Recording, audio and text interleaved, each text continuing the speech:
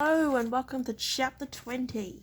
The pine had fallen several yards back, finally defeated by the weight of snow in its branches. The insidious rot at the heart of its massive trunk and one too many seasons of gale force winter winds.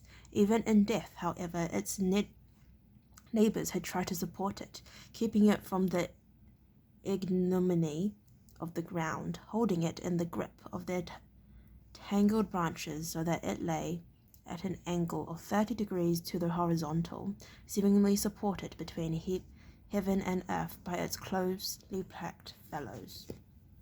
Holt leaned now on the rough bark that still coated the dark trunk and peered down into the valley below, where the timber column moved slowly past. "They're taking their time," Eric said beside him. The ranger turned to look at him, one eyebrow raised quizzically.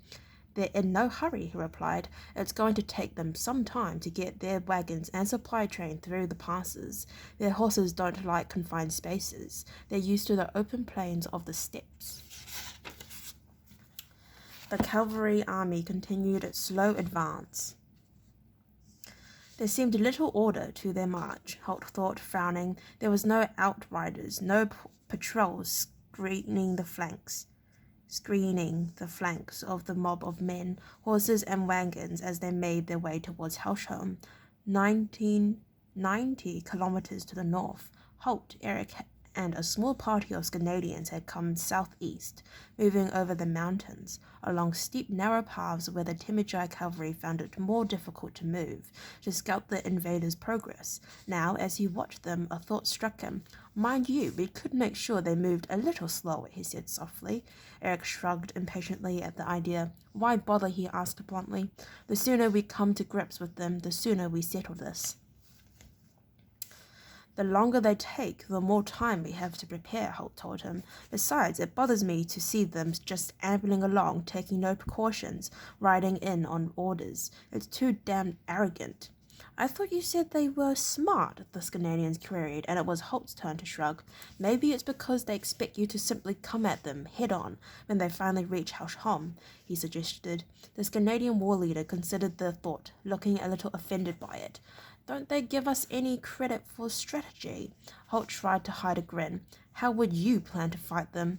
There was a pause. Then Eric replied reluctantly, "I suppose I'd simply wait till they reached our position, then attack them head-on." He looked carefully at the shorter man, but Holt was being very obvious about not saying anything further. Finally, Eric added in an injured tone, "But there's no need for them to simply assume that."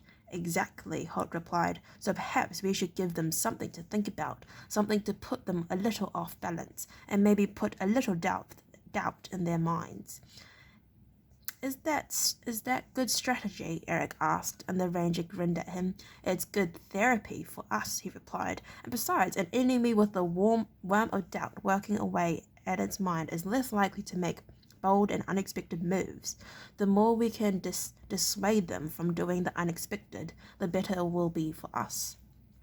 Eric thought about the point. It seemed logical. "So what do you want us to do?" he asked. Holt looked around at the 20 warriors who had accompanied them. "This Olgak," he said, indicating the young leader of the troop. "Is he capable of following orders, or is he a typical Canadian berserker?" Eric pursed his lips. "All Canadians are berserkers, given the right conditions," he replied, "but Olgak will follow orders if I give them." Holt nodded his understanding. "Let's talk to him then," he said. Eric beckoned the broad-shouldered younger man to join them. Olgak, seeing the signal, moved forward, his axe swinging easily in his right hand, and his large, circular shield on his left arm. He looked expectantly at Eric, but the Jarl gestured towards Holt. "Listen to what the ranger has to say," he ordered, and the young man's eyes turned to Holt. The ranger studied him for a few moments. The clear blue eyes were guileless and straightforward, but he saw a light of intelligence there. He nodded to himself, then gestured to the Timijai army below them. See that rabble down there? He asked, and when the young man nodded, he continued, They're riding with no formation, with no covering scouts, and with their supply wagons and support personnel mixed up with the warriors. They don't usually travel that way. Do you know why they're doing it now? Oakleaf hesitated, then shook his head, frowning slightly. Not only didn't he didn't know why it should be important for anyone to know such a thing. They're doing it because they feel safe, Holt continued, because they believe you Canadians are simply going to wait for them and meet them head on. Oakleaf nodded now. They had reached a point that he understood. We are, aren't we?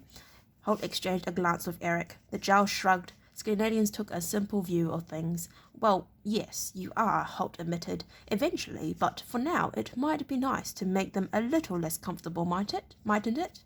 He paused, then added with a slight edge in his voice, or do you enjoy seeing them swan through your country as if they're on holiday? Swan, swan, swan, swan. Oakleaf pursed his lips, looking down at the invaders. Now that the ranger had mentioned it, they did appear to be having an altogether too easy time of things, he thought. No, he replied. I can't say I enjoyed seeing that. So, what are we going to do about it? Eric and I are going back to Hausholm, Holt told him, feeling the Canadian's leader stiffen beside him as he said it. Obviously, the Jarl had been looking forward to a little skirmish, and he wasn't thrilled to hear he was going to miss it. But you and your men are going to raid their lines tonight and burn those wagons. He pointed with the end of his longbow to half a dozen supply wagons, trundling carelessly along the edge of the army. Oakleaf grinned and nodded his approval of the idea. Sounds good to me, he said.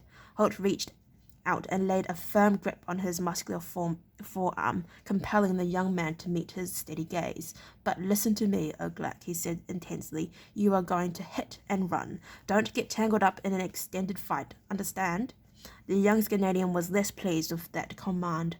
Holt shook his arm fiercely for emphasis. Understand? He repeated, We do not want you and these 20 men to go down in a blaze of glory when you burn those wagons. And do you know why? Oakleaf shook his head, a small, reluctant movement. Holt continued, Because tomorrow night I want you to move along the column and burn more wagons, and kill a few more Timidri while you're at it. The idea was beginning to appeal to the younger man now, as he started to see the sense of it. And if you're all killed on the first attempt, no matter how glorious it may seem at the time, by tomorrow the Timidri will simply continue on as they are, won't they? The ranger asked him. Oakleaf nodded his understanding. Then, each night, I want you to hit a different part of the column, burn the supplies, set the horses loose, kill the sentries, get in and out fast, and don't let them trap you into a standing battle. Stay alive and keep harassing them. Got the picture? Oakleaf nodded again, now more convinced of the good sense behind this plan. They'll never know where we're going to hit them next, he said enthusiastically. Exactly, Holt said, which means they'll have to set guards along the entire column. They'll have to post extra sentries at night, and all of that will slow them down. It's like coastal raiding, isn't it? The young Canadian said, thinking how the bullships would appear from over the horizon without warning on an enemy coast and attack underprepared settlements. Do you only want us to do it at night? He added. Holt thought for a minute. For the first couple of days, yes. Then pick a spot where you can withdraw quickly into the trees and uphill. Somewhere their horses won't follow easily, and hit them in daylight, maybe towards the end of the day, or the beginning. Keep them guessing, Oakleaf said, and Holt patted his arm approvingly. You've got the idea, he said, smiling at the younger man. And remember the golden rule. Hit them where they aren't. Hit them where they aren't. Oakleaf pondered that. Hit them where they aren't, he asked, finally sounding uncertain. Attack in those places where their troops are spread thinnest. Make them come to you. Make them chase you. Then fade away before they really make contact. Remember that part. It's most important of all. Survive. He could see the younger man understood the idea. Oakleaf repeated the word to himself. Survive, he said. I understand. Holt turned and looked at Eric, raising an eyebrow. Is there any reason why you should make it an order to Oakleaf that he's not to get tied down in a fight, Jarl? He asked. Eric turned the question to the younger man. Well, Oakleaf, is there? He said, and the troop leader shook his head. I understand what you have in mind, Ranger, he said. Trust me, it's a good idea. Good man, Holt said quietly. Then he turned to face the question he knew was coming from Eric. And what will we be doing while Oakleaf and his men are having all the fun? The Jarl asked. We're going back to Helsham to start preparing a reception for our friends down there, Holt told him, and while we're at it, we might send another half-dozen parties out to harass the column the way Oakleaf will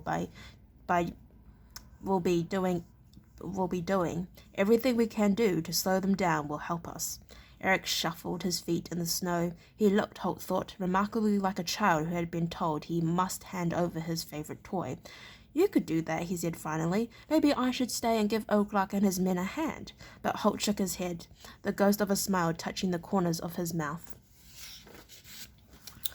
I need you back with me, he said simply. I need your authority behind me if I'm going to be able to get things organized. Eric opened his mouth to reply, but Oakleaf interrupted. The ranger's right, Jarl, he said. You'll be more valuable at Helsham, and besides, you're getting a little long in the tooth for this sort of work, aren't you?